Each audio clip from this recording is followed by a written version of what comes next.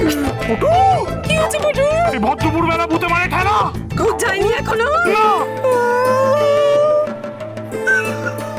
কি হবে মোটু?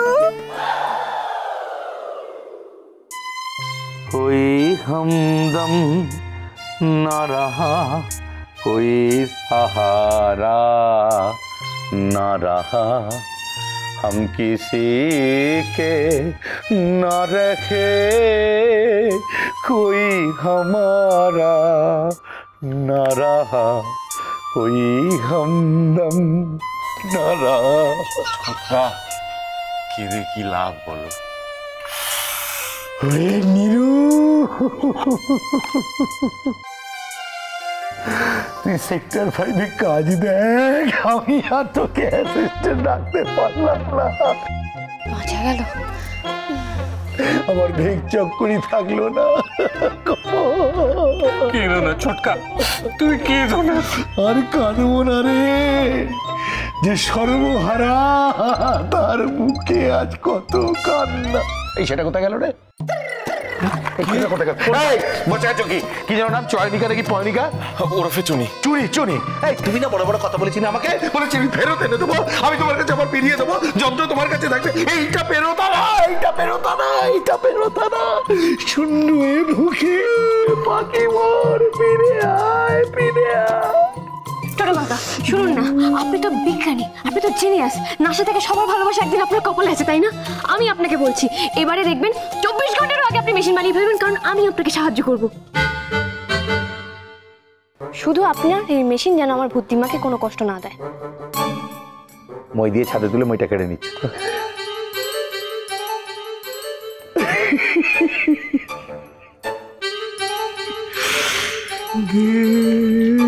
তুলে দে कोई हमदम न कोई सहारा न रहा।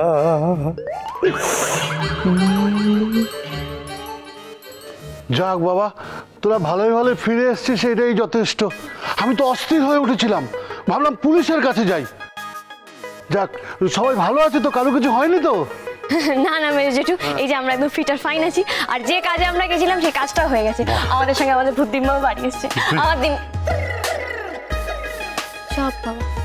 দিম্মা, ও দিম্মা কোথায় গেল? দিম্মা, এই ছোটকা বলে গেল না তো, এই টুকরো টাকরা গুলো রাখবো না ফেলে দেবো? স্যার কি করবেন বলুন স্যার, সবাই তো আর আমার মতন হাইলি এফিশিয়েন্ট এমপ্লয়ি হয় না স্যার। এই চুপ করো তো, মরকট কোথাকার এফিশিয়েন্ট? তুমি এফিশিয়েন্ট? হ্যাঁ, নিজের ঢাক নিজে পেটাচ্ছ। এফিশিয়েন্ট তুমি? ওই বাউন্সারকে তো তুমিই জোগাড় করেছিলে। হ্যাঁ জানি স্যার, আমি এনেছিলাম, কিন্তু ওরা তো মানুষ বাউন্সার, মানুষ ধরতে এসেছিল। ভূত ধরতে তো ভূত বাউন্সার আনতাম। মেঘনাথ, হ্যাঁ স্যার। কি বুদ্ধি তোমার, ঠিক বলেছো তো। ভূত ধরার ভূত বাউন্সার। হ্যাঁ, জুতোটা খোলো, জুতোটা খোলো। স্যার এইটা বাড়াবাড়ি হচ্ছে। আরে হতভাগা, তোর জুতো না, আমার জুতো খোল এনে। স্যার আপনার জুতো কেন স্যার? নাহলে জুতোটা পেটা করবো কি করে? তোমার জুতো পেটা পালাবি না, পালাবি না। আমি জুতো পরে তো উড়তে পারবো না। কি কি তুমি এরকম অস্থির হলে তোমার আবার শরীর খারাপ হবে। আচ্ছা বটু, এখন আমাদের কি হবে সেটা একটু ভাবো তো। ভূত বুড়ি তো হাতছাড়া হয়ে গেল, কি করবো এখন আমরা? ছাড়বো না, ছাড়বো না। ওই মল্লিক বাড়ির বিল্ডিং গুলোকে ছাড়বো না, আমি সাহায্য করে ছাড়বো। দিম্মা, ও দিম্মা, আরে কোথায় গেলে বলো তো দিম্মা? আহা তুমি বুঝছো না, তুমি জানো, তুমি এই কদিন যখন ছিলে না, আমি না তোমার কথা ভেবে ভেবে কোনো কাজে মন লাগাতে পারিনি। এরকম কেন করছো বলো তো? আবার কোথায় লুকিয়ে গেলে? বেরিয়ে এসো, বেরিয়ে এসো। চয়নিকা দেবী বলছি, উনি কোথায় এখানে এসেছেন? আমি দেখতে পাচ্ছি না নির্বিবাহ, আমি কোথায় খুঁজেই পাচ্ছি না। বলছি শুনুন না, আমরা যখন ওখান থেকে ফিরে এলাম উনি আমাদের সঙ্গে এসেছিলেন, সেটা আপনি শিওর তো? হ্যাঁ, তো আমার কি মনে হচ্ছে জানেন তো, এটা না বটু আবার কোনো ফোন দিয়ে এসেছে, তাই আমি দিম্মাকে কোথাও দেখতে পাচ্ছি না। না, ওনারা এটা করবেন না, কারণ আমরা ওদের থেকে মেশিনটা কেড়ে এনে ওদের যে অবস্থা করেছি, এটা ওরা করতে পারবে না। আমি খুঁজে পাচ্ছি না কেন, দেখতে পাচ্ছি না কেন আমি? চলুন না একসাথে। দিম্মা, দিম্মা, আরে ও দিম্মা, দিম্মা আপনি কোথায়?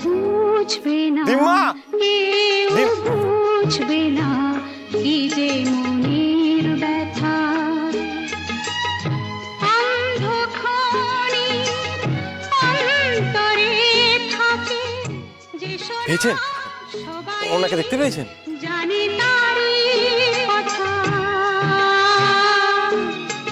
বুঝবে না, উনি কি করছেন? বুঝবে না কি যে মনের ব্যথা।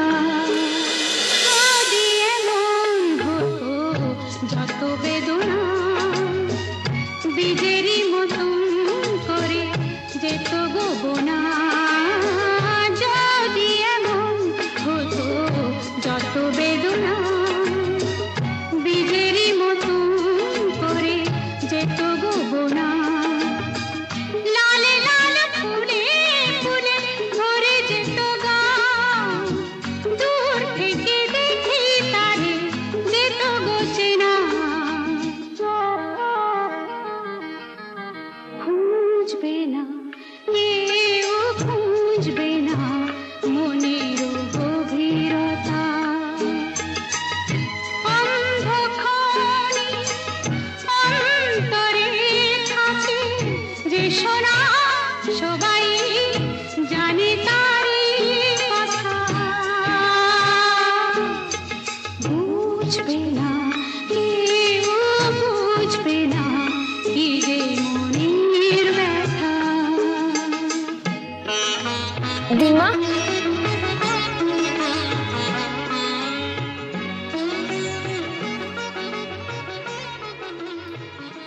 ও দিম্মা, দিম্মা, এরকম ধরনের গানের কথা তোমার মাথায় কেন আসছে গো? আমরা তো কেউ তোমাকে অবহেলা করিনি। ভুলাইতে আইসস, আবার মিশা কথা কই আমারে ভুলাইতে আইসস। তুই মন থেকে আমারে অবজ্ঞা করস না, অবহেলা করস না। না গো দিম্মা, তুমি জানো না, তুমি যখন ছিলে না, তোমাকে খুঁজতে খুঁজতে আমার কি অবস্থা হয়ে গেছিল। সত্যি বলছি। আমি আবার হারাই যাবো, আমার আর খুঁজতেই পাইবি না।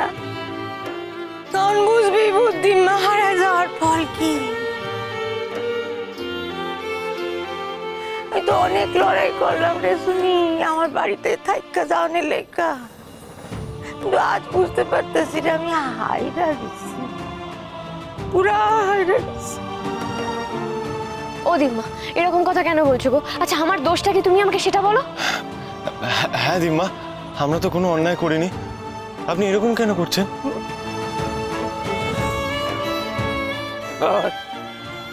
তুই মানে কি কইছিলি, তুই বাড়ির সকলের মানাইয়া আমার এই বাড়ির সদস্য বানাইবি, সকলে আমার মাইনা নিব এই বাড়ির সদস্য বলে করছ। এটা কি অবহেলা না? আসলে কি বলো তো দিম্মা, তুমি তো কদিন বাড়িতে ছিলে না, আমি তোমাকে খোঁজার জন্যই ব্যস্ত হয়ে পড়েছিলাম, তাই না? আমি সুযোগ পাইনি। তুমি আমাকে আর কয়েকটা দিন সময় দাও, আমি এর মধ্যেই করে দেবো, সত্যি বলছি। আরে শুনি, এটা আমার আত্মসম্মানের প্রশ্ন। এবার এটা আমার আসছিল, আমগো আসছিল, তখন শ্বশুরের গোষ্ঠীটা হাতায় লইল। তুই আর শুনের পর থেকে তো আমি কোনো ক্ষতি করি নাই তোর।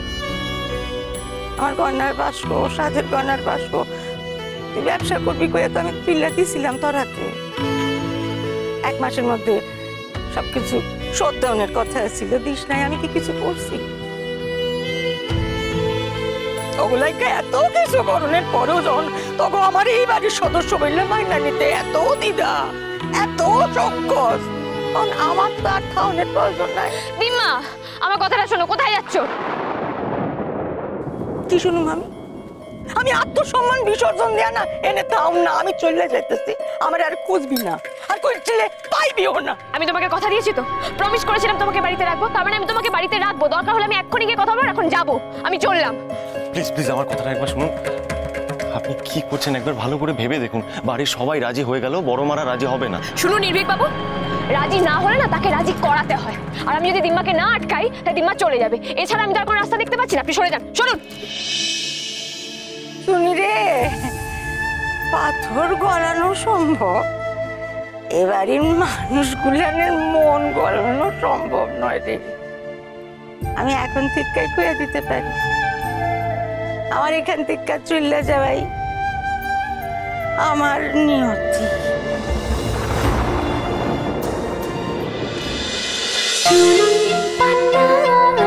চুনি পান্না